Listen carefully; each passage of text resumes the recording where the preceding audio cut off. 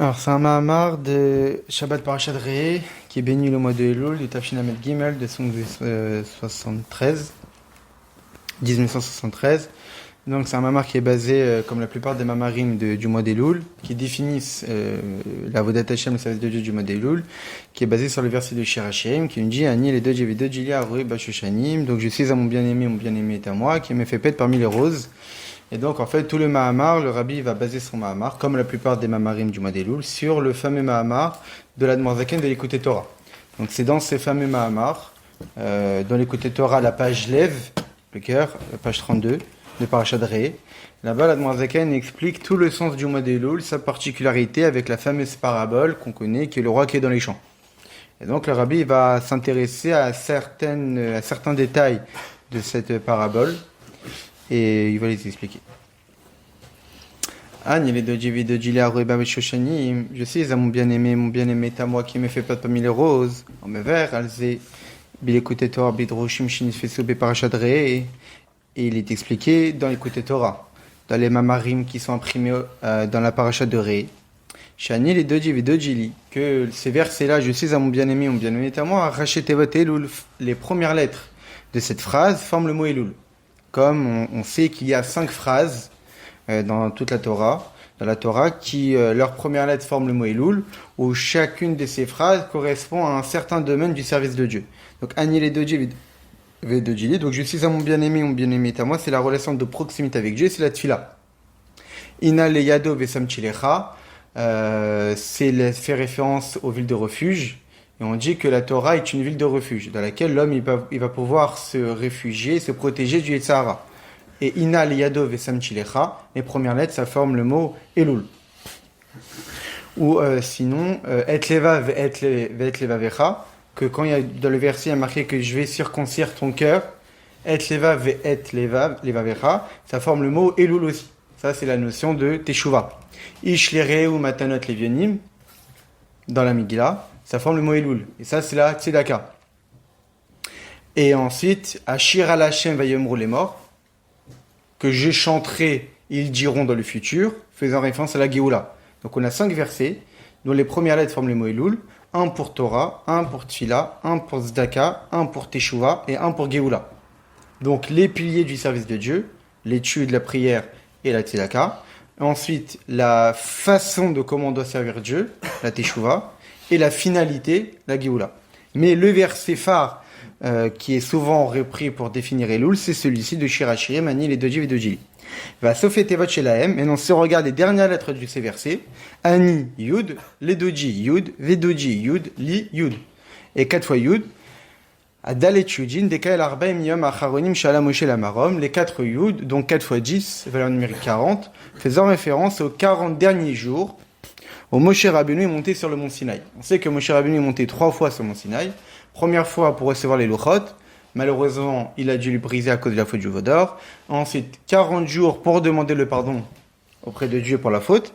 Et ensuite, 40 jours, là, de Rosh Chodesh Elul jusqu'à Yom Kippour, pour recevoir les deuxièmes Luchot.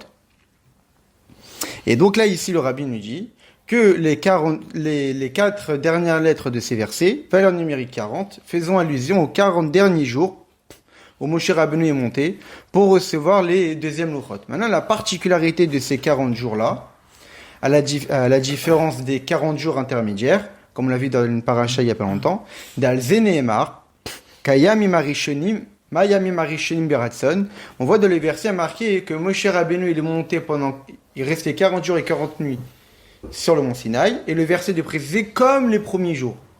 Rashi sur place nous dit, c'est-à-dire que comme les premiers jours, de là on en déduit que les 40 premiers jours, Dieu, il avait du plaisir que Moshe Rabbeinu se présente devant lui, parce que c'était pour recevoir les premières Luchot, donc c'était évident, c'était pour donner la Torah.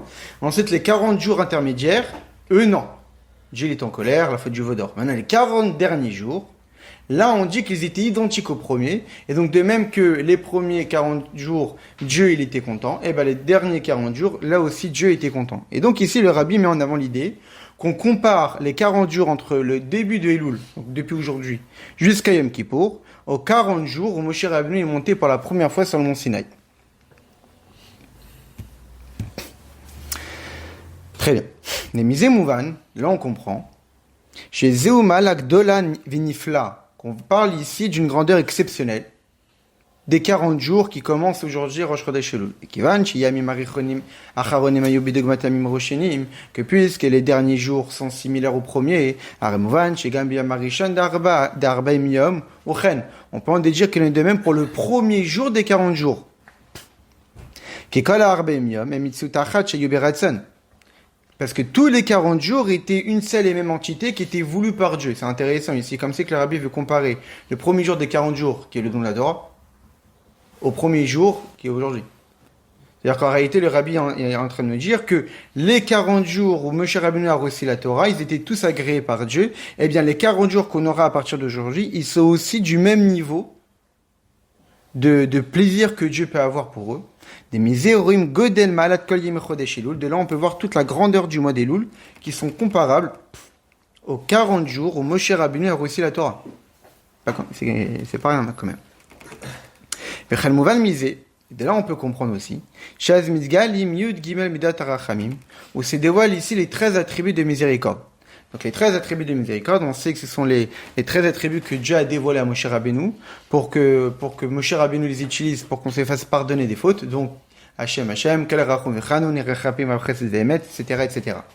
Maintenant, dans l'écoute Torah, la Zaken fait allusion au fait que donc le début du verset Ani les deux Jiv et deux Jili, je suis à mon bien-aimé est à moi, les dernières lettres ça forme 4 fois Yud, les 40 jours, où Dieu dévoile les 13 attributs de miséricorde parce qu'il a pardonné les bénis Israël. Donc les 40 derniers jours, c'est après le pardon. Donc là où il y a eu ce dévoilement-là des 13 attributs de miséricorde. Maintenant, en réalité, ils sont aussi allusionnés à la fin du verset, à Rue Bachéchaïm qui fait pète parmi les roses. Là-bas, la Zaken il rapporte le Zohar, qui nous dit qu'une rose, elle est composée de 13 pétales. Et donc, c'est faisant référence aux 13 attributs de miséricorde. Donc, on voit en réalité que tout le verset a le même message. Ani les deux Djev et deux Djili Aroué Bachéchanim. Je suis à mon bien-aimé et mon bien-aimé est à moi qui me fait paître parmi les roses. C'est une relation de proximité qu'on a retrouvée auprès de Dieu après le pardon qu'il nous a accordé après la faute du veau d'or, que ce pardon s'est exprimé par le dévoilement des 13 attributs de miséricorde. Maintenant, ces 13 attributs de miséricorde, évidemment, on les utilise de la Tfila, tous les jours de la Tfila, mais aussi ils se retrouvent dans la Torah. On sait très bien, comme tous les jours de la Tfila au tout début, on rapporte la fameuse Braïta de Rabbi Ishmael qui nous dit que la Torah est expliquée par 13 façons d'interpréter, le Kalvachomer, etc., etc. Donc on va dire que les 13 attributs de miséricorde se dévoilent, s'expriment dans la Tfila, mais s'expriment aussi dans l'étude de la Torah. Bon, les fils de Tsarich Lavin, et donc là il faut se poser une question, qui est la question que se pose l'Admor Zaken. Donc on a au niveau de la note 7, de la maille Chodesh Elul Yemiachol.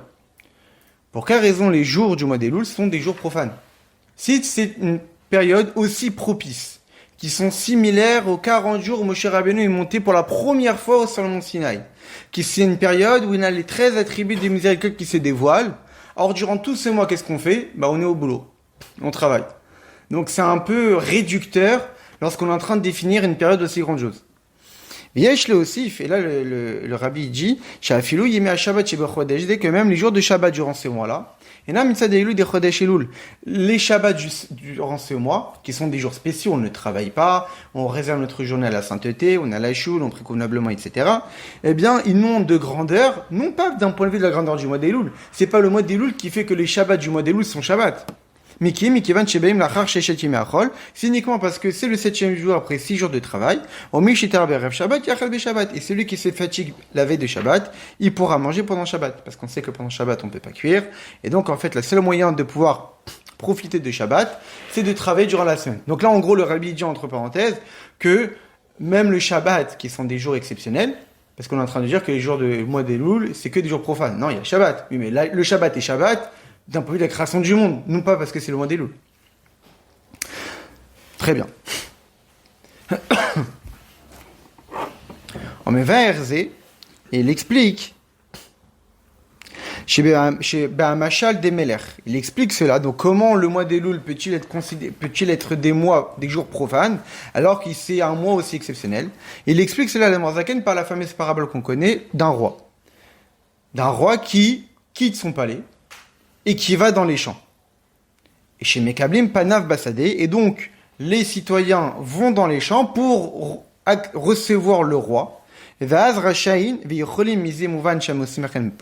donc là, ils ont la permission, et le rabbi précédent de rajouter ils ont la possibilité.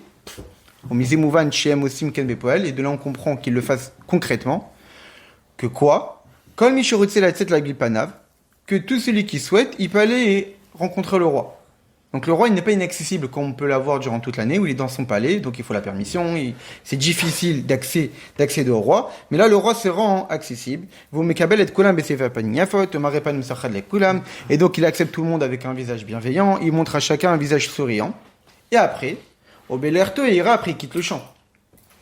Il retourne vers la ville, et donc nous on le suit. Et ensuite il rentre dans son palais.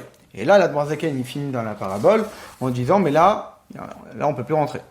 Alors qu'on l'a vu dans les champs, on le suit, c'est très beau, mais dès qu'il rentre dans son palais, là, c'est fini. Là, il faut des conditions. Il faut qu'on ait la permission, il faut qu'on ait on ait fait partie de l'élite du peuple, etc. C'est au Shana du coup. C'est Rosh Hashanah Yom Kippour. Rosh Hashanah, derrière, il y a un éloignement. Bah, en fait, c'est conditionné. On travaille pas. Alors que pendant le mois des loups, il n'y a pas de condition. On est dans les champs, on est dans le lieu où on travaille, et là c'est le roi qui vient à notre rencontre. Ça veut dire qu'il l'accepte tel que nous sommes. À une condition, qu'on va vers lui. Il est dans les champs, on va vers lui. On ne reste pas dans un autre endroit, comme on va le voir. Mais, arriver à Rosh Hashanah, c'est conditionné. Pour accéder au roi, il faut être un juif de Rosh Hashanah. C'est-à-dire un juif qui est bien habillé, un juif qui respecte la halakha, un juif qui respecte les coutumes, qui va écouter le shofar, qui ne parle pas des bêtises, qui fait Tehillim, etc. Donc c'est conditionné. Aferet Tchouva, Yom Kippour, où là encore plus conditionné. On ne mange pas, on ne boit pas, etc. Donc c'est comme c'est qu'on veut accéder au palais, mais pour ça, il y a des conditions.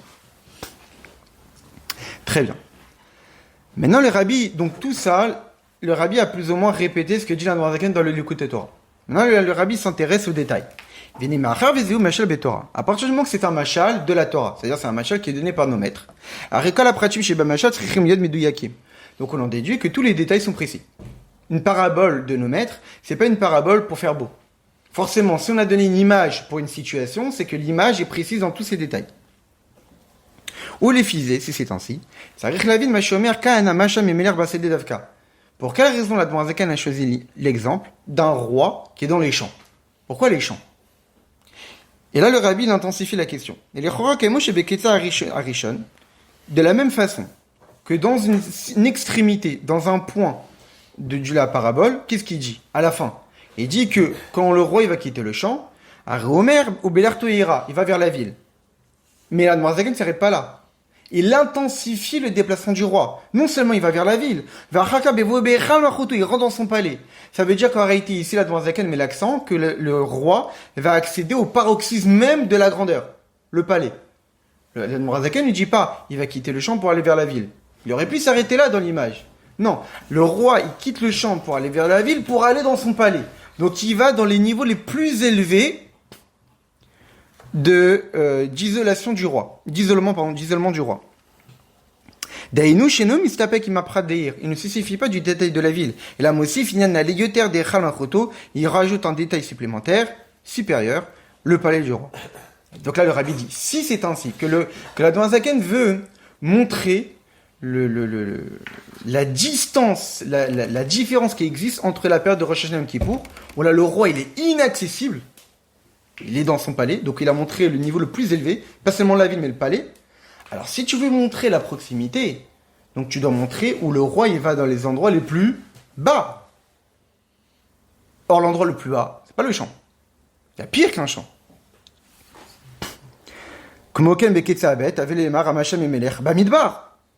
Dans l'autre extrémité, l'Admorazaken aurait dû choisir l'exemple d'un roi qui va dans le désert. Encore plus bas qu'un champ. Car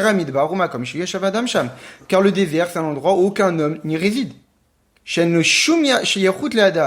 n'a aucun lien avec l'homme. Donc on peut montrer que non, le roi, il se rend accessible même dans un endroit où il n'y a même pas d'homme. C'est-à-dire l'endroit le plus reculé qui puisse exister, même là-bas où normalement un roi n'a rien à faire, eh ben il est là-bas.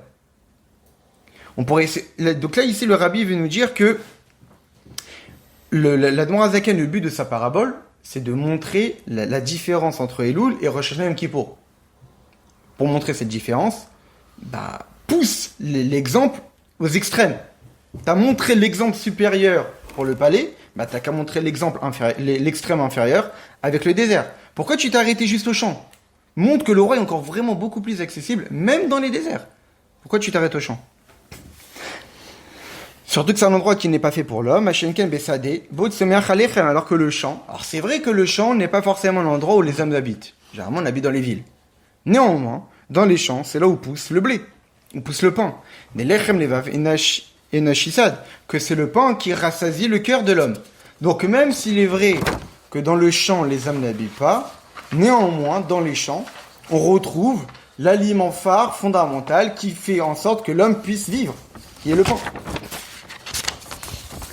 Obiprat, chez Bebamar Zegoufar, surtout que dans le Mahamar lui-même, l'Admor Hazaken explique le désert.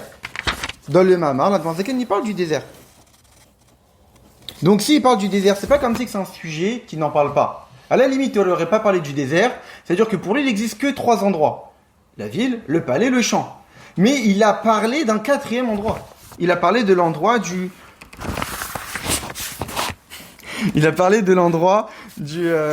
du désert. Donc s'il parle de cet endroit-là, ça signifie que cet endroit-là existe. Donc s'il existe, pour quelle raison l'Admor Hazaken n'en a pas parlé dans son image, alors qu'il aurait pu intensifier l'exemple?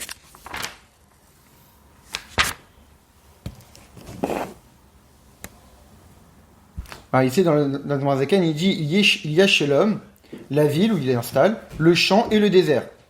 Le désert est une terre où il n'y a rien qui pousse, qui font référence, comme on le verra après, aux actions, aux paroles, aux pensées qui ne sont pas pour Dieu. Où il n'y a rien de productif spirituellement parlant. Donc ça veut dire que l'Admor Hazaken parle de cet endroit-là. Donc s'il parle de cet endroit-là, donc il existe dans le service de l'homme, il existe dans cette parabole de la proximité avec Dieu pour aller chercher les hommes, même les hommes qui sont dans le désert, même les hommes qui sont dans le champ. Mais c'est-à-dire qu'il y a peut-être des hommes qui sont pires que dans le champ, qui sont dans le désert. Alors pour quelle raison il n'en parle pas? On reprend. Et là, le rabbi dit, on pourrait se dire, ouais, mais le désert, aucun roi n'est là-bas. Pas du tout, c'est pas vrai. Même le roi est dans le désert. Parce que les Bnei Israël, dans leur histoire, avant d'arriver en Eretz HaKodesh, ils étaient pendant 40 ans dans le désert. Ils n'étaient pas tout seuls. Gadol Venora. Ce désert était un désert qui était grand et terrible. Il y avait l'arche de Dieu, où il y a la Shrina qui réside, qui est avec eux. Donc de là, considérer, ah oui, peut-être que l'Admor Hazaken n'a pas parlé du désert, parce qu'on veut parler d'un endroit où le roi peut y être. Mais là, on n'a jamais vu un roi dans un désert. Mais l'histoire même du peuple juif, on voit qu'ils étaient avec Dieu. Pendant 40 ans, ils étaient dans le désert avec l'arche. Au biprat, et surtout, parce que on pourrait se dire, oui, c'est anecdotique, ça veut dire, c'est dans l'histoire du peuple juif, il devait être dans le désert. Mais là, la parabole de l'Admor Hazaken, c'est une parabole qui parle du service de Dieu, de l'homme. On ne parle pas d'un point de vue historique. On peut être d'un point de vue historique, les Bénis Israël sont passés dans le désert. Mais nous, on veut savoir, est-ce que dans la vie d'un juif, la notion de désert existe? Donc, prendre l'exemple d'une histoire qui est racontée de la Torah, c'est pas suffisant. Parce que là, on parle d'un point de vue spirituel. Eh bien, le rabbi nous dit, évidemment que si. Spirituellement parlant, oui, on est aussi dans le désert. Et Dieu nous accompagne aussi dans le désert, comme on le voit. En particulier, d'après l'explication du Baal Shem Tov, chez Kol Echad Misraël, Over Bemeshachim Echayav, et un Membet Masot chez Bemidbar. Dans un Sefer, le Degel Machane Ephraim, là-bas, c'est expliqué, au tout début de Parashat Masé, il rapporte au nom du Baal Shem Tov, que les 42 étapes avec lesquelles les Bénis Israël ont traversé le désert, eh bien, ce sont les 42 étapes que chaque juif passe durant sa vie. Ou, quand on sort de la matrice de notre mère, qui est la Yetziat Mitzrayim, la sortie d'Égypte, et avant d'arriver en Eretz Israël, qui est le monde futur. Donc c'est toute notre vie, notre naissance, Yetziat Mitzrayim, et lorsqu'on arrive en Eretz Israël, qui est le monde futur. Eh bien, toute notre vie, c'est la traversée du désert, avec les 42 étapes. Il ne rentre pas forcément dans les détails, mais après, d'après les mots du Baal Shem Tov, eh bien, les 42 étapes que les Bénis Israël ont passé durant les 40 ans dans le désert, eh bien, chaque juif, il a plus ou moins un semblant de chacune de ces étapes dans sa vie.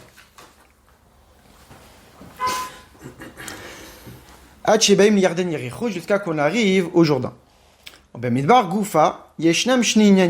Et dans le désert lui-même, il y a deux idées. Dans le désert, lorsque les Bnei Israël ont traversé le désert, on voit qu'il y a deux verbes qui étaient employés durant leur voyage. Denyan veis ou, le fait qu'ils se sont déplacés, ou Nyan aminvar mitzadasmo, le fait que les Bnei Israël se sont déplacés durant le désert, ça c'est pas si exceptionnel, puisque le désert par définition c'est un endroit où on se déplace. C'est pas l'endroit où on s'installe. Donc ça, à la limite, le terme ils se sont déplacés, ils ont voyagé, c'est propre à l'endroit où ils étaient, un désert. Mais, en plus de cela, il y a marqué quoi? Ve'inyan vayachanu. Ils s'y sont installés, ils ont fait des pauses. Ils ont fait des pauses dans le désert. Ils sont restés longtemps même durant certaines étapes. Ça qui se sont installés, c'est parce qu'en réalité ils se sont efforcés que malgré l'endroit dans lequel ils étaient, qui était un désert, donc qui normalement est un endroit qui n'est pas fait pour que l'homme puisse s'y installer, ils ont quand même fait, comme la Dmorazaken dit dans le côté Torah, ils ont fait l'effort de transformer le désert, qui normalement n'est pas un endroit où l'homme peut vivre, un endroit où on peut s'y installer. La Dmorazaken dans Parashat Naso, dans l'écoute Torah, il explique qu'en réalité, le makom du désert, où là-bas ne vivent que les serpents et les scorpions, qui sont des allusions aux forces du mal, eh bien en réalité, ce sont les forces du mal, qu'à travers le fait que les Bnei Israël ont traversé ces déserts-là, c'est pour affaiblir les forces du mal. Le fait que les Bnei Israël ont été capables, avec le Mishkan qui s'est déplacé avec eux, de dévoiler Dieu dans cet endroit-là, c'était pour affaiblir les forces du mal, pour que nous, par la suite, on puisse être capable de vivre malgré l'exil, de pouvoir supporter, de pouvoir être capable de faire Torah et Mitzvot, malgré la difficulté de l'exil, qui est un semblant de désert de notre vie. Donc on voit qu'en réalité, la notion de faire du désert un endroit de vie, c'est possible. Les Bnei Israël en ont fait ça. Il y avait les campements. Et donc de toutes ces preuves-là que le Rabbi rapporte, donc que les Bnei Israël ont vécu dans le désert, avec le Haron HaKodesh, le fait que le Baal Shem Tov nous dise que les 42 étapes du désert, eh bien en réalité sont les 42 étapes qu'un homme passe durant sa vie. Donc la vie d'un homme, c'est un désert. Et ensuite le fait que les Bnei Israël, lorsqu'ils ont vécu dans le désert, on emploie le terme qu'ils s'y sont installés. Donc ils ont à dire qu'ils ont développé du spirituel malgré l'endroit. Donc toutes ces preuves-là, des Mikol Zemouvan, de là, qu'est-ce qu'on comprend? Chez Gamba Midbar Nimsa que même dans le désert, le roi peut s'y trouver. Alors, on m'a tamé avec le Maramacham, Milar Bassad Dedovka. Pour quelle raison la Dmorazaken a précisé dans son allégorie, dans sa parabole, le terme de Bassadé? C'est un roi qui est dans les champs. Damsarich Lavin, deuxième question. Donc ça, c'est la première question du Rabbi. Pourquoi le champ? Deuxième question. Dans le verset lui-même, qui nous définit la avoda du mois Elul. Qu'est-ce qu'il est marqué? Je suis à mon bien-aimé et mon bien-aimé est à moi, Aroé Bamushoshanim qui me fait paître parmi les roses. Donc on prend ces versets-là pour définir la avoda du mois Elul. Or, généralement, Dinyan Aroé, lorsqu'on fait paître quelqu'un, on ne fait pas paître des hommes, on fait paître du bétail. Aroé Nusho Redson, on fait paître du bétail. Vilechora, a priori, Kevan, chez Elul, Inyan Alebioter, que puisque le mois d'Elul, c'est un mois qui est exceptionnellement grand, comme on l'a défini. Chareyami Marishonim, Ayub Dugmat Kodem Chetasadat. Pour quelle raison? Parce que on a dit que les 40 jours du mois de Rosh Chodesh Elul jusqu'à Yom Kippour, ils sont Kayami Marishonim, comme les 40 jours où Moshe Rabbeinu est monté pour recevoir les Luchot. Donc, après le don de la Torah. Alors, lorsqu'on a reçu la Torah, nous disent nos maîtres, qu'est-ce qui s'est passé? Eh bien, on était comme avant la faute d'Adam et Chava. La zoéma, la saleté, Neksheba Nachash al-Chava et Tilba zoéma, lorsque le Nachash, le serpent a séduit Chava, il lui a instillé une saleté, zoéma, qui a fait en sorte que Adam et Chava ont perdu leur grandeur spirituelle. Comme nous dit le Kliakar, au départ, Adam et Chava étaient immortels, et qu'à cause de la faute et de l'incitation du serpent, on est devenu immortel. Mais lorsqu'on a reçu la Torah, on est redevenu immortel. Mais bon, à cause de la faute du Vaudor, on est redevenu mortel. Mais l'idée, c'est que lorsqu'on a reçu la Torah, on a retrouvé le statut spirituel qu'on avait avant la faute d'Adam et Chava. Et donc, si les 40 jours de Rosh Chodesh Elul jusqu'à Yom Kippour sont similaires aux 40 jours lorsque Moshe Rabbeinu était là pour recevoir les Luchot, ça veut dire que pendant cette période-là, on est identique à Adam et Chava avant la faute. Donc on a un niveau spirituel qui est extrêmement élevé. Parce qu'on répète, si les Chachamim ont fait des comparaisons, ce sont des comparaisons qui ne sont pas juste là pour faire beau. Quand la Torah nous dit que c'était Kayamim Arishonim comme les premiers jours, c'est qu'a priori c'est vrai. Quand Rachid nous dit que les 40 derniers jours que Moshe Rabbeinu est monté sur Mont Sinaï pour recevoir les deuxièmes Luchot, c'est comme les 40 premiers jours pour recevoir les premières Luchot, c'est que c'est vrai. C'est pas juste pour faire beau, c'est que c'est vrai. Donc si c'est vrai, c'est qu'on atteint le même niveau qu'Adam et Chava à la faute. Donc aujourd'hui, d'une certaine façon, on a plus ou moins ce niveau-là. Pas besoin de faire tout ça. Très bien. Donc il en est de même pour les 40 derniers jours qui sont similaires aux 40 premiers jours. Donc on a la phrase des Mikol Mouvan, de tout cela on comprend quoi? Godel Malat Chodesh Elul, la grandeur du mois d'Elul, Vimken. Donc si c'est ainsi. Donc si le mois d'Elul est si exceptionnel, nous comparer à un bétail, Vimken, Avele Lemar, la Shenshachayachut Avlibno, dans les relations entre nous et Dieu, il y a plein d'images. L'image la plus grandiose pour définir une si grande proximité avec Dieu, ça serait plutôt la relation entre un père et son fils. Shushayachutna leyoter ma chère Roé Letsono, qui est une relation beaucoup plus élevée qu'un bétail avec son berger. Donc, à Mevar Midrash, comme c'est marqué dans le Midrash, Mevar Adrushim, comme qu'il est rapporté souvent dans les Mamarim, des Israël Omrim la Kadesh Baruch Hu, ou l'Iléa, Vanil le Leben. Les bénis Israël s'adressent à Dieu, et disent à Dieu, tu seras pour nous un père, et moi je serai pour toi un fils. Shiu, Inyana Leyoter, que c'est quelque chose qui est beaucoup plus élevé. Et dans le Midrash, on s'adresse à Dieu, tu seras pour nous un père, et je serai pour toi un fils. Et après, ou la Charze Omer, ou l'Iléoroé, tu seras pour nous un berger, Vanil le Letson, je serai pour toi un bétail. Donc on vient que dans le Midrash, on hiérarchise des choses. D'abord une relation père-fils, et après une relation berger et bétail. Mais qui va chez Israël aime banim la makom. Et puisque nous sommes les enfants de Dieu, au kititi nous comme on l'a vu dans la parashat de Ré et Shabbat, qu'est-ce qui est marqué? Banim atem la shen kafem. Vous êtes les enfants de Dieu.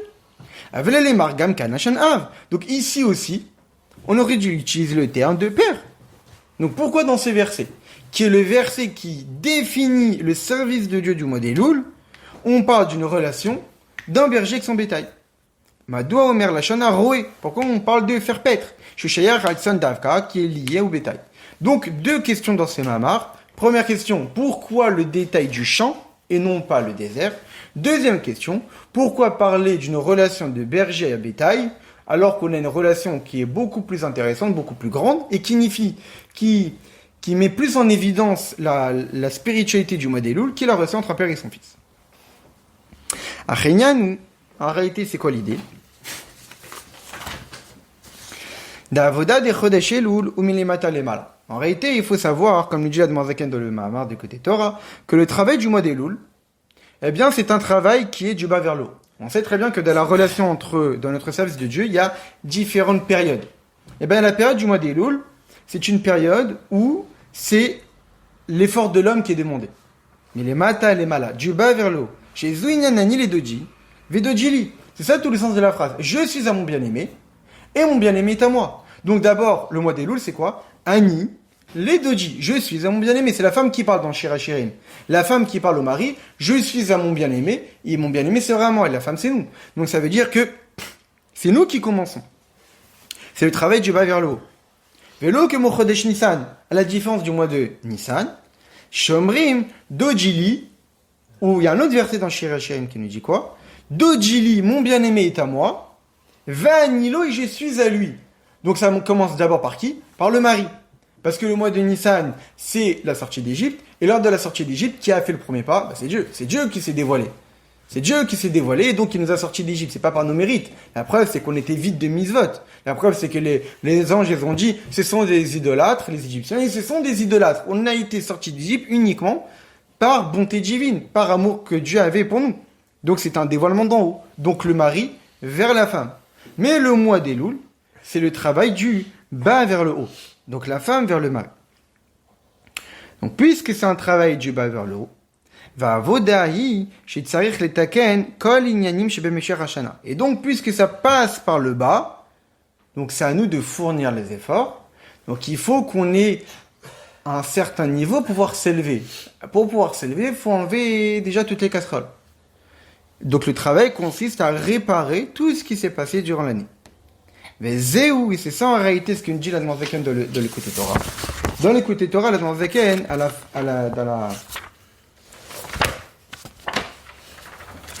dans la deuxième colonne en bas, il rapporte les versets qui nous dit Obikashtem Misham. Vina Akatu Vomer, Obikashtem Misham, et de là-bas vous demanderez. Obikashtem Shitevak, et Vitechapes, que là-bas il faut réclamer, que là-bas il faut rechercher. Qu'est-ce que ça veut dire? Qu'il a chanzé, quand il y a marqué qu'il faut chercher de là-bas. Donc, l'Admorazaken, il prend ces versets-là pour faire référence aux Juifs qui va devoir réparer ces erreurs de l'année qui s'est écoulée. Comment il est fait? Obikashtem Misham, et tu devras aller chercher là-bas. Là-bas, ici le rabbi s'attache au terme là-bas. Sham, là-bas. Il dit qu'il a chanzé, le terme zé, ça, ou shiachamash la rod alav, bezbo. Généralement, on utilise le terme de ça, zé, pour faire référence à quelque chose qu'on peut montrer du doigt.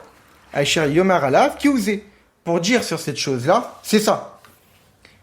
Aval, Lachon Sham, mais quand on dit là-bas, Shenze Mekomo Shel Adam, quand on dit là-bas, c'est-à-dire moi je ne suis pas là-bas. C'est un endroit où je ne m'y trouve pas. Il n'y a pas marqué au Mikashtem Mipo, et vous chercherez d'où vous êtes. Non, il y a marqué vous chercherez de là-bas. C'est-à-dire que vous êtes dans un endroit, mais durant le mois de Loul, vous devez aller chercher quelque chose qui n'est pas où vous êtes, que vous avez laissé quelque part, qui est là-bas. Pas ici, là-bas.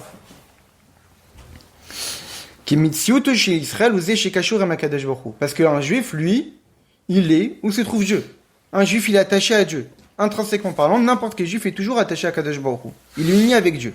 Donc, à me voir, Rambam, comme c'est rapporté dans le Rambam, dans les Lechot Girushin, dans les Lechot du divorce, on connaît la lacha, que, imaginons qu'une femme, un homme se divorcer, et d'après la lacha, ils sont dans une situation où ils doivent divorcer, et le mari ne veut pas. Normalement, on ne peut pas obliger le mari à divorcer. Mais on voit que la lacha nous dit que si le mari ne veut pas divorcer, alors les envoyés du Beddin, ils peuvent le frapper jusqu'à qu'ils disent Rutiani. D'accord, je veux. Là, le rabbin me dit mais attends 2 minutes, on n'a pas le droit de divorcer contre son gré. Et là, on est en train de le forcer à dire je veux. Quel est le problème? Comment c'est possible? Alors, le rabbin me dit Shafilu Mishitzro Ara un sola sotavera. Il n'est gamme rotse la sot kalamizat. Parce qu'en réalité, vu que le Beddin a déjà tranché, qu'on est dans une situation où d'après la lacha, il faut divorcer, obligatoirement, ils ne peuvent pas continuer à être mari et femme. Donc le fait qu'ils disent « je ne veux pas », c'est pas possible. C'est forcément qu'il s'est fait séduire par son Sahara, parce que intrinsèquement, et c'est ça qui est fort, le rabbi rapporte ce passage-là du Rambam dans énormément de sikhot, parce que c'est pas un livre de Moussar, le Rambam, c'est pas un livre de Chassidut, un livre d'Alacha. C'est-à-dire c'est quelque chose qui est tranché, qui existe dans la réalité. C'est quoi? C'est que chaque juif souhaite faire la volonté de Dieu. Chaque juif sait faire les mitzvot. Donc si ce mari-là ne veut pas divorcer, c'est pas en réalité sa vraie volonté. Parce que sa vraie volonté, c'est de faire les mitzvot. Donc le fait qu'ils disent qu'il ne veut pas, c'est pas qu'on va le forcer à vouloir, c'est qu'on va affaiblir ce Sahara jusqu'à qu'il se sente plus libre pour exprimer sa véritable volonté, qui est de vouloir divorcer. Parce que la halakha a déjà tranché. Si la halakha n'avait pas encore tranché, c'est-à-dire qu'on n'est pas dans une situation où d'après la Torah il faut divorcer. On ne sait pas. Mais si ça a déjà été tranché, il faut divorcer, donc c'est ce que dit la Torah. Or chacun de nous, intrinsèquement, on ne veut faire que Torah et Mitzvot. Et si la personne dit je veux pas, c'est parce qu'il s'est fait avoir pour essayer de ça. Donc quand je le frappe, c'est pas pour que ce juif-là puisse changer d'avis, mais c'est pour affaiblir ce Sahara, pour qu'il se sente plus libre à exprimer ce qu'il veut vraiment. Donc qu'est-ce qu'on voit ici? On voit qu'en réalité, un juif se trouve avec Dieu, tout le temps. Et là, le rabbi rapporte une référence du Tanya, qui dit que même au moment de la faute, son âme est toujours fidèle à Dieu. C'est l'âme animale, c'est le corps qui faute. Mais l'âme divine, elle souffre. Elle subit. Pas elle qui veut fauter. Elle subit malheureusement la situation dans laquelle elle est. Arrêché kol mitziuto chez Israël, yet kashurim akadosh baruch hu, toute l'existence d'un juif, c'est d'être attaché à Dieu. Comme c'est rapporté dans la Yom Yom, tout juif, il ne veut pas et ne peut pas se séparer de Dieu. Après, malheureusement, il y a un vent de folie qui le rentre et qui le fait séparer. Mais c'est parce que c'est un vent de folie. Mais ça veut dire que si un juif, il est fidèle à sa logique de qui il est vraiment, il ne peut pas se séparer de Dieu. Mais la reine, c'est pour cela, ça, intéressant ce que dit le Rabbi, Omer bikeshtem misham. Quand on veut chercher des choses à réparer, c'est pas d'où tu es. Parce que où tu es toi, notre véritable définition, c'est être avec Dieu. Donc où se trouvent tes erreurs, pas où tu es. C'est là-bas. C'est dans un endroit qui est éloigné de qui tu es vraiment. C'est un endroit qui n'est pas chez Enze Mekomo chez la dame. C'est pas l'endroit de l'homme. L'endroit de l'homme, c'est être avec Dieu. Comme dit le Baal Shem Tov, un homme se trouve là où se trouve sa volonté. Or, puisqu'on veut être avec Dieu, c'est ça notre volonté profonde, c'est de faire Torah et Mitzvot. Donc, où je me trouve, c'est avec Dieu. Et là, Shiyeshnam Sham Yanim Shiyibet Sham. Seulement, il y a des choses qu'il a perdues là-bas. On va voir dans les mots de l'Admorazaken, très intéressant. Il dit Vieshmi alors il dit il y a un rayonnement de la volonté de Dieu qui se trouve en chacun d'entre nous. Et là, seulement elle est cachée. Bechivo naturellement. Et donc en fait, profondément, au fond de nous, il y a un attachement profond avec Akadosh Baruch Hu. Seulement c'est caché. Il faut que l'homme fasse l'effort de dévoiler ses trésors de crainte de Dieu. Malheureusement, il y a certaines personnes qui se sont perdues eux-mêmes. Et qui sont en exil. C'est qu'il dit, et vous réclamerez, vous cherchez. Il faut chercher. Quand on cherche quelque chose, on cherche quelque chose qu'on a perdu. Quelque chose qu'on a perdu. C'est le coup de quelque chose qui s'est exilé, qui n'est plus où est-ce qu'il devrait être. C'est un exil. C'est dans un endroit qui n'est pas le sien. Donc c'est l'étincelle divine. Le verset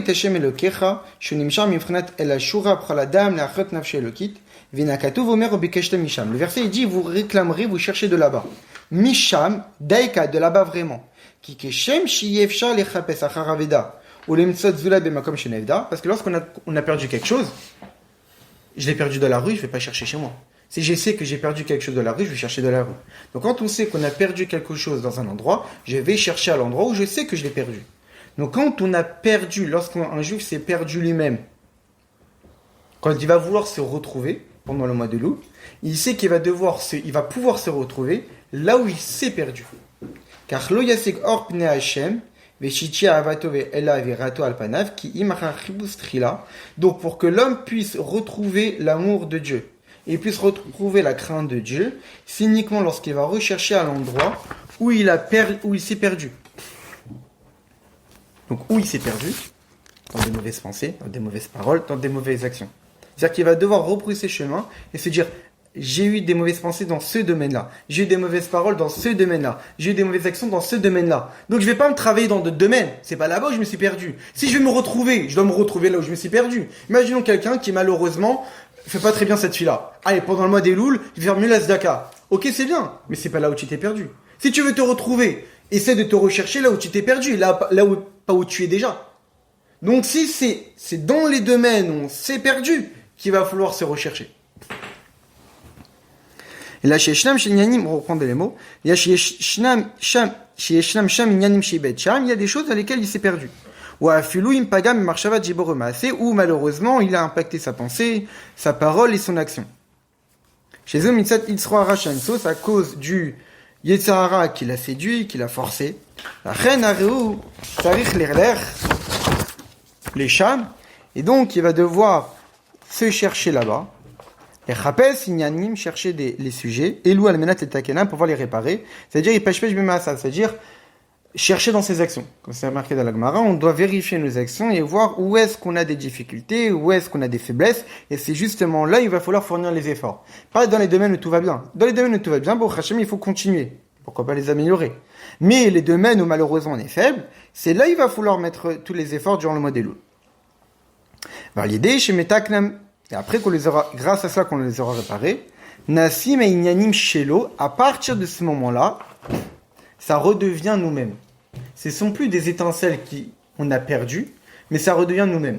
L'Admon Imsaï, Rabbi Dovber dans Sharet Tshuva, il commence là-bas le Sharet Tshuva, qui est l'un des livres qu'on a la coutume d'étudier pendant le mois d'Elul. Pendant le mois d'Elul, on a la coutume d'étudier certains textes de Chassidut, qui sont soit le Sharet Tshuva de l'Admon Imsaï, soit son Derech Chaim, un autre livre, ou le Likutei Torah des Mamarim qui traitent de la Teshuvah. En tous les cas, tous les textes de Chassidut qui parlent de la Teshuvah, c'est bien de les étudier pendant le mois d'Elul. Il gratte la Teshuvah aussi, l'Admon Zaken. Et dans le Sharet Tshuva, au tout début, première partie de Sharet Tshuva, il rapporte un verset de Nisavim qui dit qui dit que si tu t'es exilé de là-bas, si tu t'es exilé dans les recoins du ciel, de là-bas je te rassemblerai. Et là il pose une question. Généralement, lorsqu'on veut rassembler quelque chose, on rassemble des choses plurielles. On rassemble pas une personne, ça n'a pas de sens. On rassemble plusieurs choses.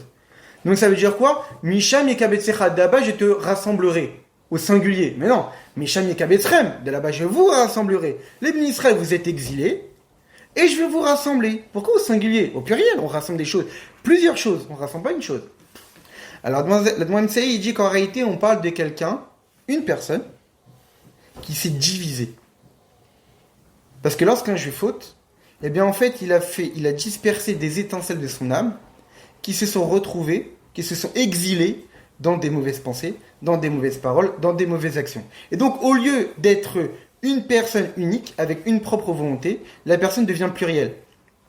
Il a mis des parties de lui-même, il a mis son identité propre, qui est censée être orientée pour servir Dieu, dans des domaines qui ne sont pas les siens. Et donc, il s'est perdu. Quand un juif faute, d'une certaine manière, il crée une pluralité en lui-même. Il n'est plus que une personne, il a une trace de lui-même dans un domaine, il a de mauvaises pensées. Il a une autre trace de lui-même dans des mauvaises paroles. Il a une autre trace de lui-même dans des mauvaises actions. Donc quand il faut faire teshuva, c'est-à-dire revenir, alors il faut rassembler toutes ces étincelles pour retrouver une seule et même identité, une seule et même personne. Une seule et même volonté qui se rapprochait de Dieu. Donc c'est pour ça, c'est comme ça qu'il explique l'Admon Imsaï, que c'est pour cette raison qu'on dit « je te rassemblerai au singulier ». Parce que quand on veut parler de la Géoula Shelema, de la délivrance finale, ça commence d'abord par la délivrance personnelle. Chaque juif doit faire sa délivrance personnelle. Comment on se délivre soi-même? Lorsqu'on se retrouve avec nous-mêmes. On récupère toutes ces étincelles qu'on a perdues. Après, dans la Chassidut, on dit qu'on peut les récupérer avec les rêves, etc. Très, très intéressant. Et donc c'est ça l'idée qu'on a réparé, ça devient les nôtres. Parce qu'on a récupéré ces étincelles qu'on avait laissées là-bas, dans les clipotes, dans les forces du mal. C'est ça en réalité le désert. Le désert c'est quoi? C'est un endroit où l'homme n'y réside pas. C'est un endroit où on a laissé des choses de nous-mêmes. Mais c'est pas où on est. Nous on est avec Dieu. Comme c'est marqué, c'est un endroit où l'homme ne réside pas là-bas. Même les besoins de l'homme ne sont pas là-bas. Il n'y a rien qui pousse là-bas. On avait dit que le champ, certes, on n'y habite pas là-bas. Mais là-bas, au moins, il y a les légumes, il y a les fruits, il y a les céréales qui poussent là-bas. On peut se nourrir. Mais dans le désert, il n'y a rien. Nous, on y habite. Ni à la subsistance de l'homme qui pousse.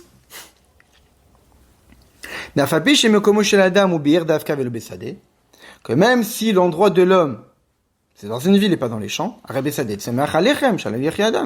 dans le champ, néanmoins, il y a quand même le pain qui pousse là-bas, qui fait vivre l'homme. Et non seulement ça, mais comme c'est marqué dans Parashat Ekev, que ce n'est pas le pain qui fait vivre l'homme, mais c'est la parole de Dieu qui se trouve dans le pain qui fait vivre l'homme. Donc ça veut dire que dans les champs, non seulement il y a ce qui fait vivre l'homme physiquement, mais surtout, puisque à partir du blé on se nourrit, mais c'est pas le blé qui nous fait vivre, c'est la parole divine qui se trouve là-bas, c'est-à-dire que dans le champ il y a de la parole divine. Il n'y a pas juste l'aspect extérieur, le physique, il y a aussi l'aspect spirituel dans les champs, puisque là-bas, il peut y avoir de la nourriture, où il y a la parole divine qui fait vivre l'homme. Les étincelles divines qui se cachent dans le pain. Et c'est ça, le verset qui nous dit que même un roi, la Sadé Nevad, il est assujetti au champ.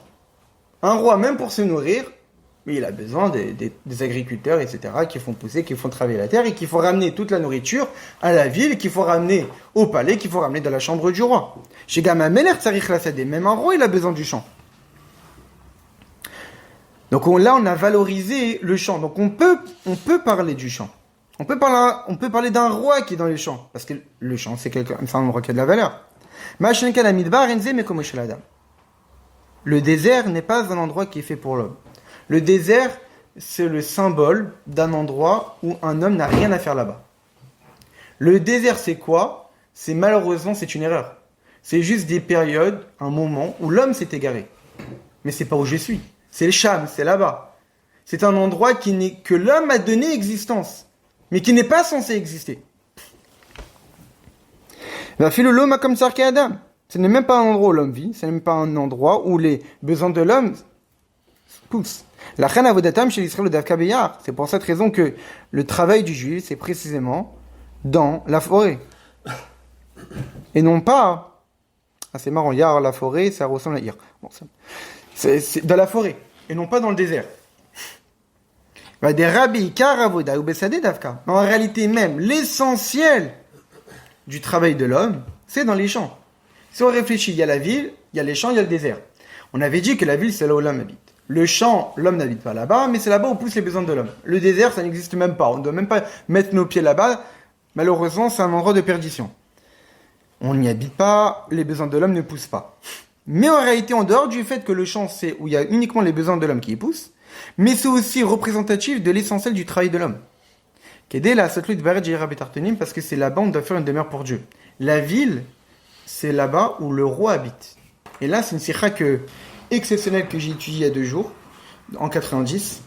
Là-bas, dans la sikha, le rabbi pose la question, il dit que on vient de dire tout à l'heure que le travail du mois d'Elul, c'est le travail de l'homme, du bas vers le haut, à Nil et Doji. Maintenant, on avait dit que le roi qui est dans les champs, c'est l'allusion au dévoilement des 13 attributs de miséricorde pour aider l'homme. Mais si le mois d'Elul, c'est le travail de l'homme, comment tu compares le mois d'Elul qui est le travail de l'homme par Dieu qui vient nous aider? Donc là, c'est Dieu vers le bas, si Dieu vient nous aider. Mais le mois d'Elul, c'est Ani et Doji. C'est d'abord l'homme qui fait l'effort vers Dieu, et ensuite Vedojili, le bien-aimé à moi. Il dit sortir. Il dit sortir. Il faut quand même sortir. Oui, certes, mais on voit bien que dans la parabole, on a l'impression qu'on commence d'abord par l'aide de Dieu. Améler Bassadé, le roi qui est dans les champs, si on définit ça, que c'est vraiment la voda du modèle, c'est Améler Bassadé, on entend bien tout ça, Améler Bassadé, où est le travail de l'homme? Alors Rabbi dit que parce qu'en réalité, il faut voir Améler Bassadé non pas uniquement comme l'aide de Dieu, mais en réalité comme l'objectif à atteindre. Le roi, il ne faut pas le laisser dans son palais. Le but, c'est que le roi ne reste pas dans son palais. Le but, c'est d'amener le roi dans les champs. Le but, c'est de faire Dirab et Tartonim, de faire une demeure pour Dieu ici-bas. C'est-à-dire qu'en réalité, que quand on dit que durant le mois d'Elul, le roi est dans les champs, en réalité, c'est pas juste une aide, c'est une indication. Le mois d'Elul, c'est un mois de bilan. On va faire un bilan de quoi? De notre service de Dieu durant l'année. Un bilan de quoi? De ce qu'on est censé faire. On est censé faire quoi? La raison pour laquelle on a été créé. Pour quelle raison on a été créé? Faire Dirab et Tartonim. Faire une demeure pour Dieu ici-bas. Donc quand on dit que durant le mois d'Elul, le roi est dans les champs, c'est comme si que le roi vient nous indiquer, est-ce que durant l'année, tu as fait en sorte que je vive dans les champs ou tu m'as laissé dans mon palais? C'est ça en réalité la parabole du roi dans les champs. Et ça que le rabbi dit ici, l'essentiel du travail de l'homme, c'est dans les champs. C'est pas les juifs de la ville qui font l'essentiel du travail. C'est pas les juifs qui sont toute la journée dans le kollel, qui sont toute la journée des yeshiva, qui font le travail vraiment. Et dans cette sikha, le rabbi dit qu'en réalité, ce mois d'Elul, le fait de la Meler Bassadé, ça vient indiquer aux gens que de la majorité de leur journée, ils sont au travail, que c'est eux l'essentiel. Que c'est eux qui vraiment font un Meler Bassadé. Parce qu'ils sont dans les champs, toute la journée au champ, toute la journée au travail. La question qui se pose, c'est est-ce que dans ce travail-là, on a fait résider le roi ou pas? Les gens qui sont toute la journée dans la ville, ils auront du mal à faire résider le roi qui est dans les champs, parce qu'ils vivent dans les champs. Mais ceux qui sont dans les champs, ceux qui sont à l'extérieur du domaine de la ville, à l'extérieur du domaine du spirituel, qui sont dans un endroit où ils font que travailler toute la journée. Est-ce qu'il faut résider le roi dans les champs ou pas? Et donc c'est ça en réalité ce que nous dit ici le rabbi, c'est que l'Adon Azaken nous parle du roi qui est dans les champs, parce que tout le travail de la vie d'un juif, c'est ça. C'est de faire Dira Betartanim, de faire pour Dieu une demeure ici-bas. Daïnou, ça veut dire quoi? Filou, binyan et reshut, même les domaines facultatifs. C'est-à-dire que quand on mange, quand on boit, quand on dort, quand on marche, quand on discute, quand on travaille, toutes ces choses-là du quotidien, est-ce qu'on les a utilisées pour Dieu ou uniquement pour nos intérêts personnels? Mais c'est dans ces actions-là du quotidien que se trouve tout le travail d'un juif, que se trouve l'essentiel de notre mission.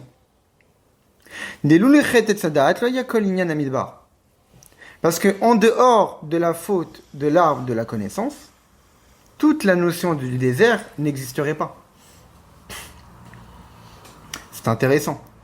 C'est-à-dire qu'en réalité, puisque durant le mois d'Elul, on avait dit qu'on est similaire, les 40 jours entre Rosh Chodesh Elul et Yom Kippour sont similaires aux 40 jours pour le recevoir les premières Luchot, et quand on a reçu les premières Luchot, on a atteint le niveau d'Adam Arishon avant la faute. Sauf qu'avant la faute, nous dit ici le Rabbi, la notion de Midbar n'existe même pas. La notion de faute, la notion de possibilité qu'un juif puisse se perdre et se faire avoir par les sept Sahara n'existe pas. Les notions des clipotes qui sont opposées aux forces, au bien, n'existent pas. Donc, étant donné qu'on est durant le mois d'Elul, et qu'on est similaire à Adam et Arishon et Chava avant la faute, donc on ne peut pas parler d'un Melech Bamidbar. Parce que le Midbar n'existe pas. On parle de juifs qui sont comme Adam et Chava avant la faute. Le Midbar n'existe même pas. On ne peut pas parler de roi qui est dans le désert. Ça n'existe même pas, ce désert. Le désert n'apparaît que parce qu'il y a la faute. Mais on est redevenu Adam et Chava avant la faute. Le désert n'existe pas encore. L'idée qu'un juif puisse être perturbé, où le bien et le mal se sont mélangés, on n'arrive même plus à faire la distinction entre le bien et le mal, et il peut se faire avoir par le Sahara, n'est venu qu'après la faute. Mais avant la faute, il n'y avait pas ces problèmes-là. Bon, en réalité, les forces du mal existaient. Mais la clipa, au départ, on appelle ça des clipotes. En réalité, au départ, c'était uniquement le vrai sens du terme. Shomer a pris une écorce, c'est fait pour protéger le fruit. C'est-à-dire qu'au départ, les clipotes et forces du mal n'étaient pas opposées au bien. C'était juste pour valoriser. La clipa, l'écorce, c'est pour que le fruit reste intact. Les forces du mal, c'était juste pour que l'être humain, on puisse valoriser ses actions du bien. Parce qu'il y a aussi le mal à faire. Et par la présence du mal, on valorise le bien. Mais le mal n'était pas là pour s'opposer au bien. Le Yetzirah n'est pas là pour nous faire fauter. Le Yetzirah, il est là pour nous valoriser notre combat, notre action. C'est-à-dire, au départ, le mal n'était pas opposé au bien. Il participait à l'existence du bien, à cause de la faute. Le mal et le bien se sont mélangés. Le mal est devenu prépondérant et dominant dans le monde, et est devenu opposé au bien. Mais au départ, c'était pas ça. Dans l'absolu, même aujourd'hui, c'est le but du mal. Oui, voilà. Mais après, le Rabbi dit dans une sikha à propos de la tête de Esav, que seulement la tête de Esav est enterrée avec Yitzhak, mais le reste du corps, non. Parce que quand le Satan y descend, au départ, dans le projet, il veut juste, comme la fameuse parabole de le Zohar, qu'un roi qui demande à une prostituée de séduire son fils, pour que le fils puisse ne pas se faire avoir. Mais quand... Pareil, le Tzahara, il est missionné par Dieu pour les inciter, mais le but c'est que le juif ne trébuche pas. Mais quand le Tzahara il descend, il se frotte les mains, il se dit je vais réussir. Il profite de la situation. Au départ, c'était juste dans le projet de ne pas faire fauter. Mais quand il est dans l'action, lorsqu'il descend dans ce monde, là il est à fond. C'est pour cette raison que le corps de Esav, lui, il n'a pas pu être enterré avec Yitzhak. Parce que la tête, oui, dans le projet, dans l'idée que Esav, il représente le Satan, etc., dans l'idée, dans le projet, il participe à la Kedusha. La tête peut être enterrée avec Yitzhak.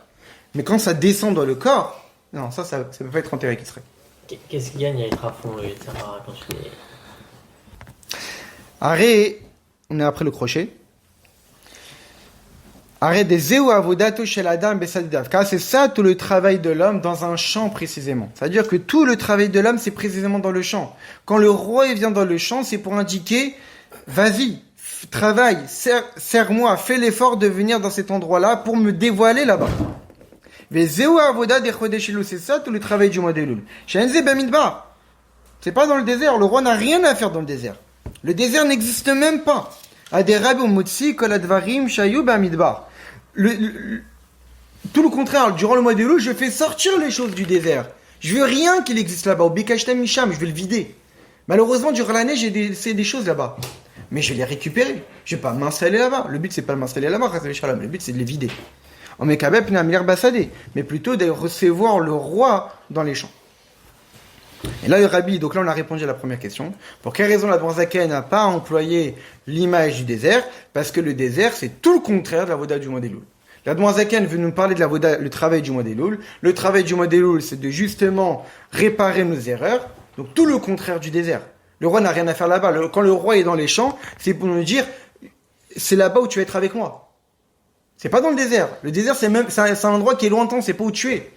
Où tu es, c'est avec moi. Maintenant, malheureusement, durant l'année, tu t'es perdu. Tu vas devoir les récupérer, mais tout en restant dans les champs. Et comment on les récupère? En allant dans les champs. Parce qu'en allant dans les champs, on va voir le roi, on montre qu'on valorise sa proximité, on montre qu'on valorise d'être proche de lui, de vouloir nous rapprocher de lui. Les Zéou Arwe Bashushanim, c'est ça que on fait paître parmi les roses. Shuinyan Roetson chez les Mala. Shuinyan Roetson chez les Mala Yoter Mashiachou de Avlebno. Que c'est tout le sujet d'un berger qui fait paître son bétail, qui aurait été plus élevé que la relation entre un père et son fils. Parce que la relation entre un père et son fils, c'est l'amour. C'est pour cette raison que dans le mot Ahava, on voit qu'il y a un Aleph et un Bet, faisant référence au père. Même si l'amour, en réalité, c'est plutôt les mêmes lettres que Ava, qu'en hébreu veut dire Ratson, la volonté. En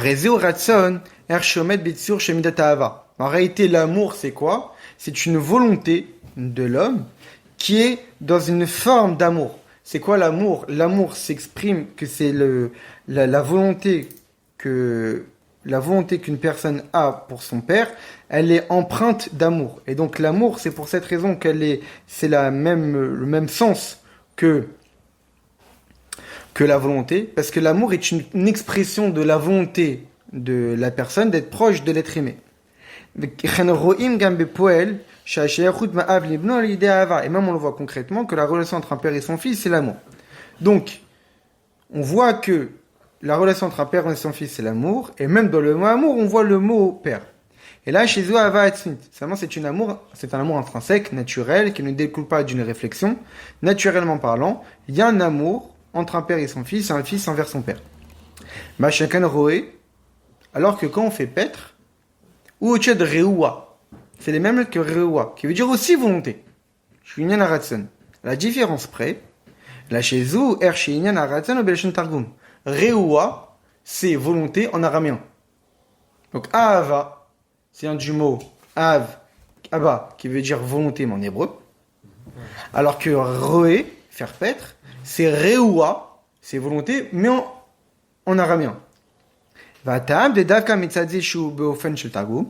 pour quelle raison, justement, le mot faire paître, qui est les mêmes lettres que volonté, mais volonté en araméen, pour quelle raison? Parce que c'est marqué dans les versets que celui qui est faible est méprisable. Et Nedavka Mitzadze Yomar Kadosh, précisément lui, il pourra dire Kadosh,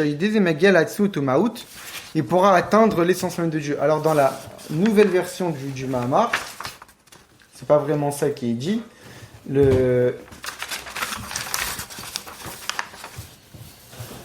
Il rapporte, il manque quelques mots. Chez Alzenemar, Marom Vekadosh Eshkon. Celui qui est élevé, qui est saint, il va résider. C'est quoi le verset? Et Dake Wishalaroach Marom Vekadosh Eshkon. Que parmi ceux qui sont affaiblis, moi je vais résider parmi eux. C'est un verset que rapporte justement la Gemara dans Masechet Sota, que Dieu ne réside pas parmi les orgueilleux, mais Dieu réside parmi ceux qui sont humbles. Parce qu'il y a marqué que Dieu réside parmi ceux-là. Donc on voit bien que ceux qui sont affaiblis et bas, ils peuvent justement avoir le dévoilement de l'essence même de Dieu. Et donc ici, le rabbi va faire le lien avec l'araméen. L'araméen est une langue qui est plus basse que le Lashon HaKodesh. Donc le fait que la volonté, en hébreu, se dit Ava, mais que la volonté en araméen se dise Reoua, et c'est justement le mot faire paître le bétail qui fait référence à la volonté en araméen, donc faisant référence à un bitul, à un affaiblissement, ceux qui sont bas. Quand on constate la soumission d'un fils vis-à-vis de son père, eh bien on peut voir différentes formes de soumission.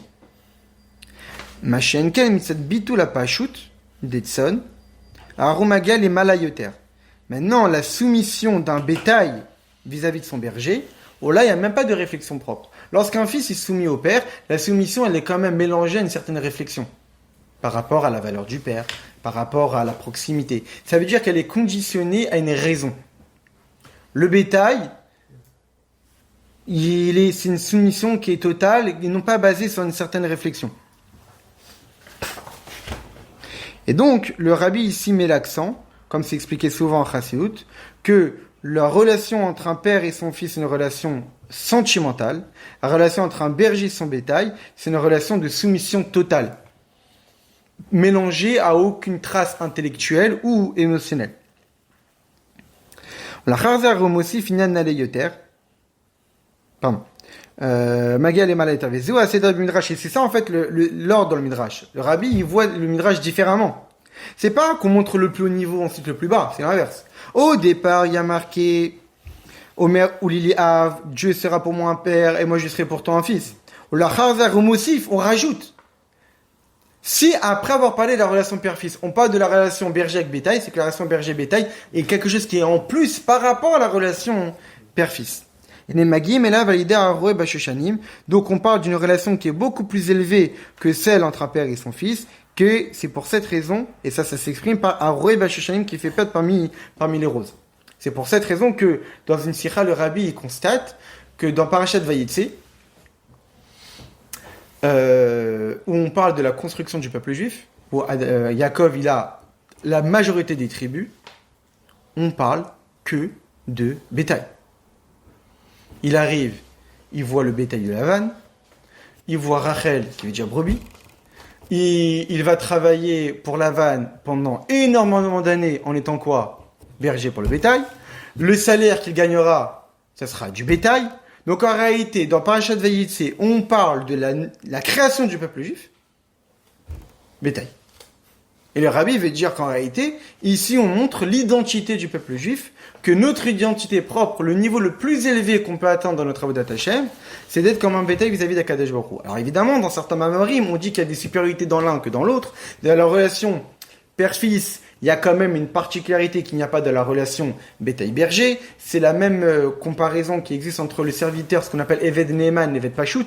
Le Eved Neeman, c'est le serviteur fidèle au maître, que du fait que le serviteur, il reconnaît la grandeur de son maître, donc il a envie de le servir, parce qu'il voit en lui comme un personnage exceptionnel, où ça vaut la peine de l'écouter et de l'aider. On a un autre Eved Pashut, qui lui, on lui demande de faire quelque chose, il le fait. Et bien en réalité, dans les deux, il y a de la grandeur.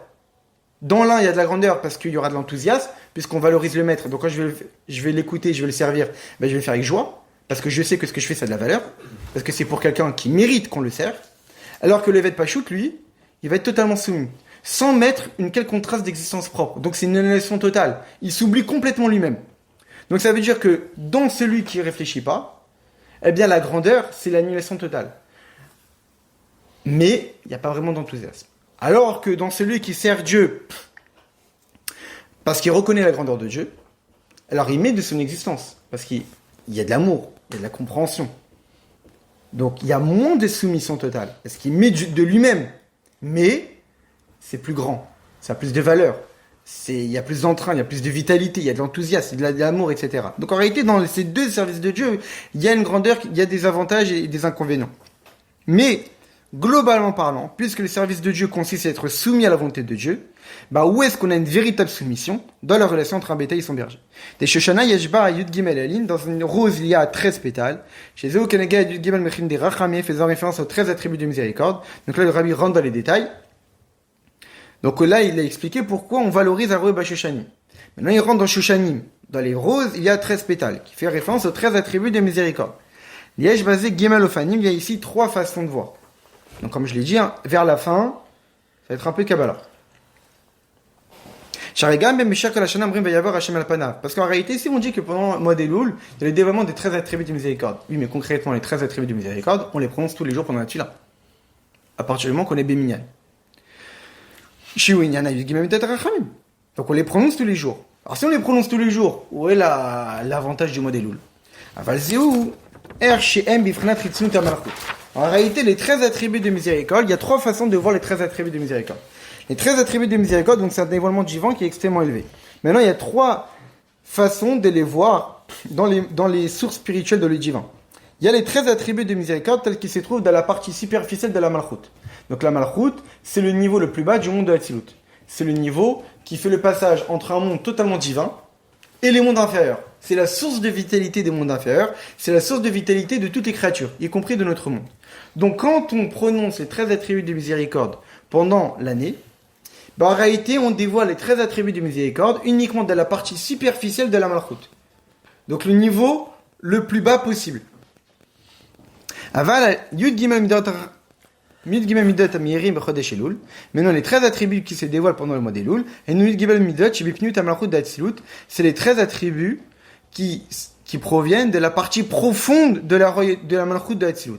Donc c'est un niveau au-dessus, encore plus élevé.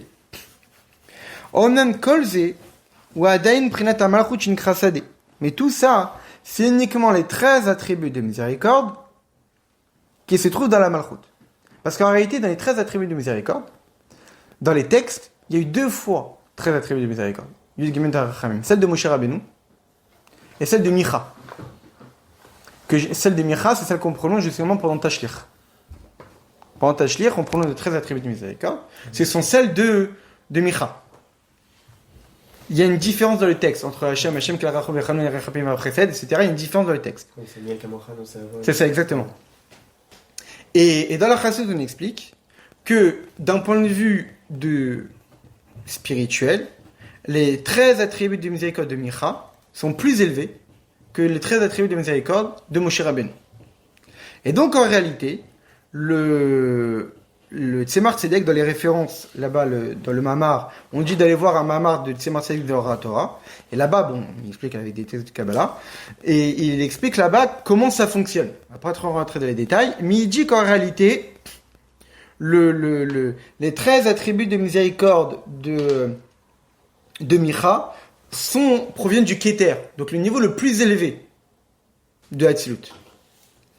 Mais les 13 attributs de miséricorde du mois d'Elul, c'est les 13 attributs de miséricorde de Keter, mais tels qu'ils se dévoilent dans la Malchut. Mais comme ils proviennent du Keter, donc c'est dans la partie profonde de la Malchut.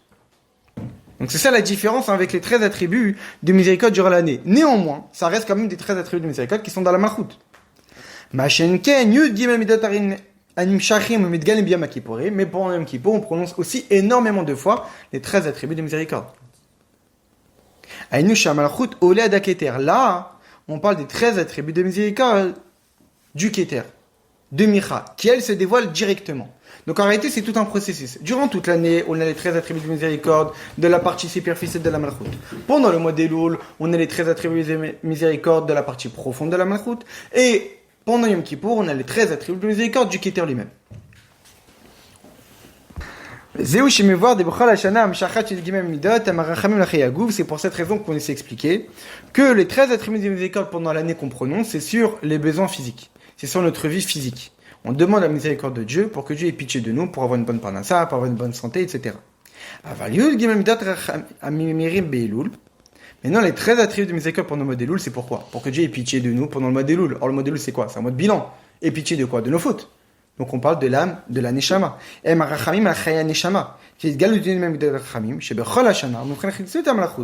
il explique pourquoi. Parce que les 13 attributs de miséricorde pendant toute l'année, ils proviennent d'où? De la partie superficielle de la malchut, donc l'extérieur, donc le corps. Donc comme ça provient de l'extérieur du corps, donc c'est pour cette raison que c'est les 13 attributs de miséricorde pour les besoins du corps.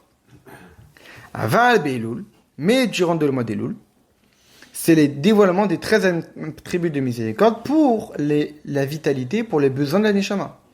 Pourquoi? Parce que ça provient des 13 attributs de miséricorde, de la profondeur de la malchut, donc la profondeur à l'intérieur, donc la neshama là. Mais Zoïnian Areb Shoshanim, c'est ça tout le sens que Dieu nous fait perdre parmi les roses. Des Shoshana, une rose, Enzinian Achila. Une rose, ça se mange pas. Des Karinian Achila ou Bijvila Gouf. Donc quand il y a marqué que Dieu nous fait perdre parmi les roses, c'est-à-dire qu'en réalité on est dans une période où Dieu nous donne quelque chose, c'est-à-dire des roses, qui ne se mangent pas. Parce que tout le mois de Loul, c'est pas les besoins du corps. Pour eux, on demande les 13 attributs de miséricorde, mais c'est pour les besoins de l'âme. Donc Dieu ne nous donne pas à manger. Donc c'est ça l'image à Reba Shoshanim. On n'est pas parmi des fruits, on n'est pas parmi des légumes, on est parmi des roses. Et nous, chez Poel al-Nishama, pardon, les roses, les plantes, c'est médical. C'est des choses qu'on utilise pour justement la guérison.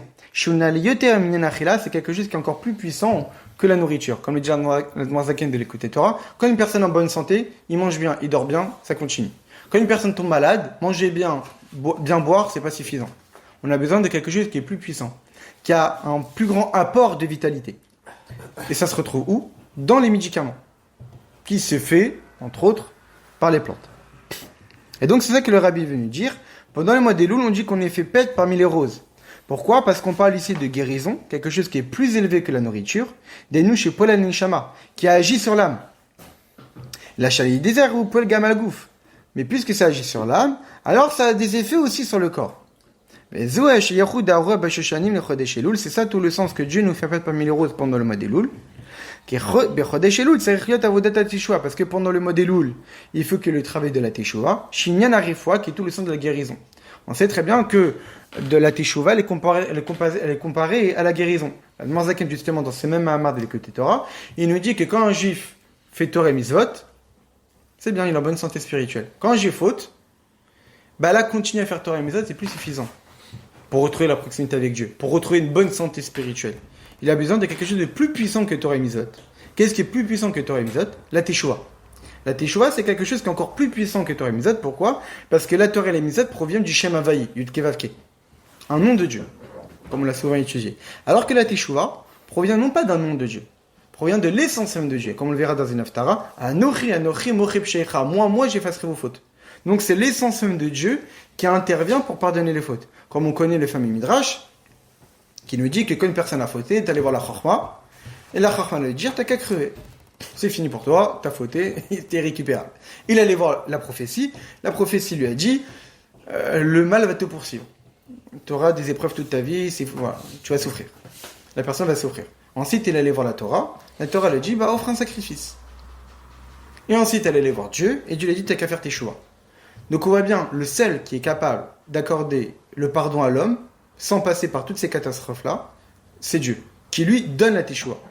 Comme dit le Maral de Prague, il rapporte un midrash qui nous dit qu'une personne a cassé un vase du roi, il allait voir l'un des sages du royaume, j'ai cassé les vases du roi, qu'est-ce que je fais ? Tu vas te faire zigouiller, tu vas te faire tuer, c'est un vase du roi, et ça vaut on ne sait pas combien. Il allait voir le mage, le prophète, il dit fuis, mais les soldats ils vont te poursuivre, tu n'auras pas une vie tranquille. Il allait voir les écrits. Dans les écrits, il dit dans telle situation, ça serait bien que tu offres tel et tel cadeau au roi pour que peut-être il puisse te pardonner. Et ensuite, la personne dit je vais aller voir le roi. Tu vois, j'ai cassé ça. Il dit t'inquiète pas, je vais le réparer. Donc c'est ça l'idée. Quand un juif fait faute, Dieu nous dit t'inquiète pas, je te réparerai. T'es réparable. C'est pas foutu pour toi. Il y a moyen qu'on continue à être ensemble. À partir du moment que la personne fait tes choix. Parce que ça provient de Dieu lui-même, qui lui accepte. Tu as transgressé ma volonté, mais moi je peux surpasser ma volonté. Je peux dire, ok, mais moi je suis au-dessus de ma volonté. C'est vrai, mais je vais quand même te pardonner. Je vais aller au-dessus, ce qu'on appelle le Baal HaRatzon, ce qui domine la volonté. On a transgressé la volonté, et bien on va aller chez celui qui domine les volontés, l'essence même de Dieu. Donc ça, tout le sens de la réfoua, qui est beaucoup plus puissant que la nourriture. Donc, la marque de la tchouva chez Mivia, refoua le lam, comme c'est marqué grande de la tchouva qui apporte la guérison au monde. Et kaniskar l'ayel chez eux, poel al neshama, ça s'agit sur le neshama. Avec Ivan, chez Israël, la gouf kashur et neshama. Mais puisque, chez les Bnei Israël, le corps est lié à l'âme, mais gam gouf ou gouf kadosh, et même le corps est un corps qui est saint, la chen arzepol refoua gam gouf, alors, la guérison aura un effet aussi sur le corps. Très bien. Donc là, le rabbi nous a répondu à la deuxième question. Pourquoi il y a marqué Aroé Bashushanim? Si le mois d'Elul est si élevé, comment peut-on le comparer à la relation entre un bétail et son berger? Parce qu'en réalité, le bétail et le berger, c'est une relation qui est grande d'un point de vue de la soumission totale au berger. Et donc, c'est ça toute l'idée du mois d'Elul. C'est l'idée d'être totalement soumis à Akadosh Baruch Hu. Et aussi, pourquoi en raison on parle de faire paître parmi les roses? Parce qu'en réalité, les roses sont le symbole de de tout ce qu'on peut obtenir comme médicament pour guérir des maladies, qui est tout le travail du mois d'Elul, le dévoilement des 13 attributs de miséricorde, la teshuva, le pardon, etc. C'est ça le sens que je sais mon bien-aimé à moi, qui fait pas plein de roses, des neshavoda, des chodesh Elul. Ou davka besade, tout le travail du mois d'Elul, c'est précisément dans le champ, shinin roitzon velobéir, où Dieu nous fait être comme un bétail et non pas dans une ville. Avalim kol ze inze prenat midbar. On n'est pas dans la ville, on est dans le champ, mais ce qui est sûr, c'est qu'on n'est pas dans le désert. Que même si parfois le roi il va dans le désert pour faire la guerre. Aresham Enobam, il ne va pas là-bas. Betor Meler, il ne va pas là-bas en tant que roi, il va là-bas en tant que guerrier. Mais là, pendant le mois d'Elul, on a le roi qui se dévoile à nous, en tant que roi, pas en tant que chef d'armée. Lorsque le roi va dans les champs de son propre pays, de sa propre contrée, Aresham ou Babetor Meler, il vient en tant que roi. Et nous, pendant le mois d'Elul, on accède à Dieu en tant que roi, pas en tant que chef des armées, en tant que roi. La Harze Aromosif Bashoshanim, et ensuite le verset dit, et dans les roses. C'est-à-dire quoi dans les roses? C'est pas n'importe quel champ, c'est un champ de roses. C'est pas un champ où on pousse de la nourriture, c'est un champ où il y a des roses. Ça veut dire 13 attributs de miséricorde, les 13 attributs par le biais desquels la Torah est interprétée, et les 13 attributs de miséricorde qui sont la tefila. Chez Kolze ou Bechodesh Elul, tout ça, c'est durant le mois d'Elul, où il faut intensifier la prière et intensifier l'étude. Au Misebaim l'itfila tenila, et après, on arrivera à la prière de la Nihila, Shazu Malka Bechodei, où là où on sera nous et le Dieu et le roi ensemble, isolés. Et ensuite, par la suite, on arrivera à la joie des Sheminat Atzeret de Simchat Torah. Avec l'aide de Dieu, la joie de toutes ces fêtes puisse continuer durant toute l'année.